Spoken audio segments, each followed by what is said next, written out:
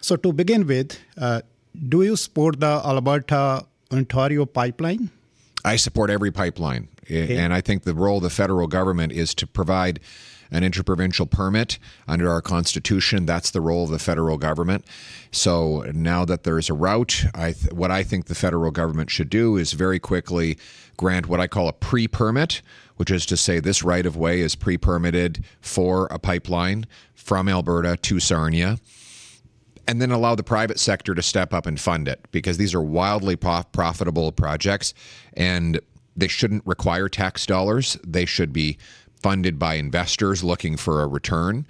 But I support pipelines east, west, north, and south.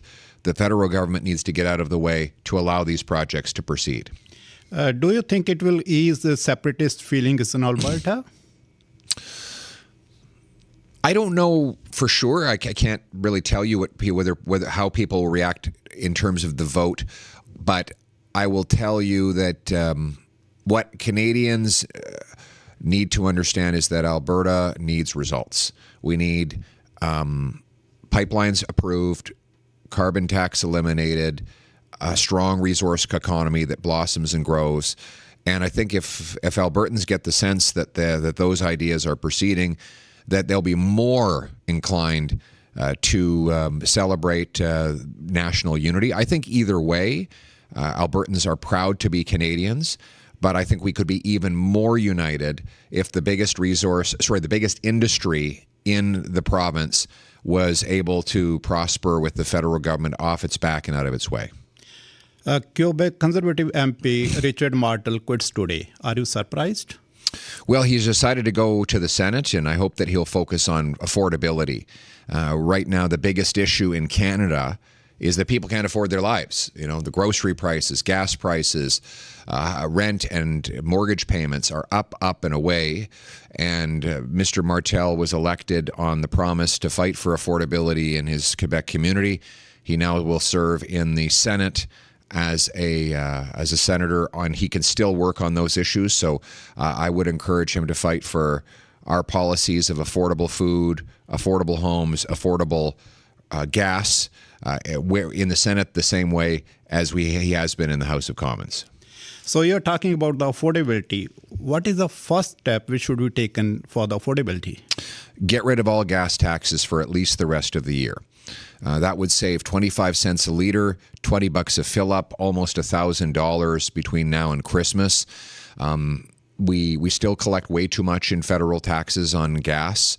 It works out to about 25 cents. There are 3 different federal gas taxes. There's the excise tax, which the Liberals are bringing back. There's the newly renamed carbon tax or fuel standard. That's another 7 cents. And then you've got the GST compounding those other taxes. Getting rid of them all would bring in real savings for people, not just at the pumps, but in the groceries that are transported by fuel-powered trucks. So I want the other thing we're saying is get rid of the GST on used cars. I don't know if you find it, when you buy a used car, the car's already been taxed. And then you have to pay the tax again and again and again. Get rid of that tax. It would save $2,000 on the average used car. Okay. So that would help people get around. Does Canada need a new energy policy? What I think it needs is for the federal government to get out of the way. Right now, you've got anti-development laws, C-69, a ban on the tanker ban off the West Coast, the industrial carbon tax that Mark Carney is trying to raise 6 times higher than it is right now. Mm-hmm. All of that is in the way and on the backs of our energy sector. I'm saying get rid of those taxes and obstacles, and the energy sector will boom. We know that south of the border and in other energy-producing countries, they have been booming. Why? Because their governments stay out of the way. They provide basic environmental and public health protections so the people are safe, but they don't hold up projects for 10 years or tax industry again and again. So by removing those obstacles, we can unblock our resources and really become the richest, most affordable country anywhere on earth. Should Canada slow immigration until housing catches up? Yes. We've brought in too many people too quickly, faster than we build homes, faster than we add jobs. and healthcare. And so we do need to stop that population growth for the next 3 or 4 years while our economy absorbs the enormous population growth the Liberals have imposed. We had the best immigration system in the world before this Liberal government. I want to get back to that. It worked. We brought in high-quality people with tremendous skills who could fill vacant jobs, contribute taxes, and integrate into our way of life. Let's get back to that. How do you see this CUSMA trade, a free trade deal? So what should be done? And do you think Carney is doing right or wrong? Well, he hasn't done anything. You know, a year and a half ago, he was elected on the promise that he would negotiate a win with Trump. And so far, there's no win, no deal, no nothing, only double the tariffs on steel, aluminum, and autos, and triple the tariffs on forestry.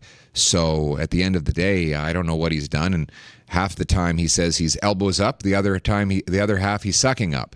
I think he needs to make up his mind and come up with a strategy. My strategy is to use our leverage to get tariff-free trade with the Americans. We have 10 of the top 12 NATO-defined critical minerals needed to fight a war. We're the 4th biggest source of oil. Let's go to the Americans and say, you can have tailor-made access to buy those resources at market prices. We will build up a reserve of them so that they are there for you. But we need tariff-free trade in exchange. We obviously want something for our economy. But question is, how will you save the jobs if the U.S. trade goes tougher? Well, then we need to remove the damaging economic policies that we're imposing here at home. For example, Mark Carney has an industrial carbon tax on steel, aluminum, on cement, concrete, fertilizer. That tax is going to go up 6 times. So you have Trump tariffs and Carney's carbon tax hitting the same industries all at the same time. Let's get rid of these taxes. Let's remove the red tape. Make this the fastest place to launch a mine, build a pipeline, start a business, make an investment. That's how we're going to reinforce our economy here at home. Can Canada grow oil and gas while protecting the environment? Absolutely. Look, the history of oil and gas is that the more oil and gas we use, the better our lives are. That's just the reality. There's been a terrible campaign of, frankly, propaganda against oil and gas over the last 30 years, which has obscured the reality that as oil and gas production and use has gone up, child mortalities have gone down, life expectancies have gone up, and the number of people dying from climate-related events is actually plummeting. Why? Because we use oil and gas to heat and cool our lives. So we need more oil and gas in the world, and that is what conservatives are fighting for. Mark Carney now supports major pipeline projects. Is that leadership or politics? Well, you know, it's funny because as of 3 years ago, he was saying that oil and gas was an existential crisis to our country. Existential means that the world will cease to exist if we don't stop using oil and gas. Well, come on. You can't on the one hand say that it's an existential crisis and then the other claim that you're in favor of it. I mean, a lot of politicians have flip-flopped, but to go from saying the world is ending to saying you can use more oil and gas in just 3 years is one for the ages.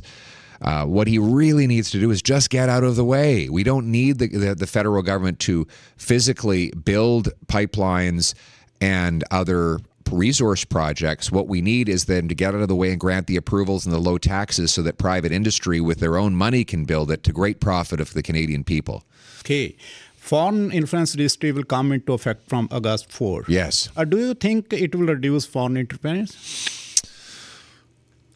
Right now, I'm worried because they're not implying serious enough fines for non-compliance. So if someone does not put their name on the registry, the fines and the penalties are very mild. What you need is serious and expensive penalties for lobbying on behalf of or working for a foreign government.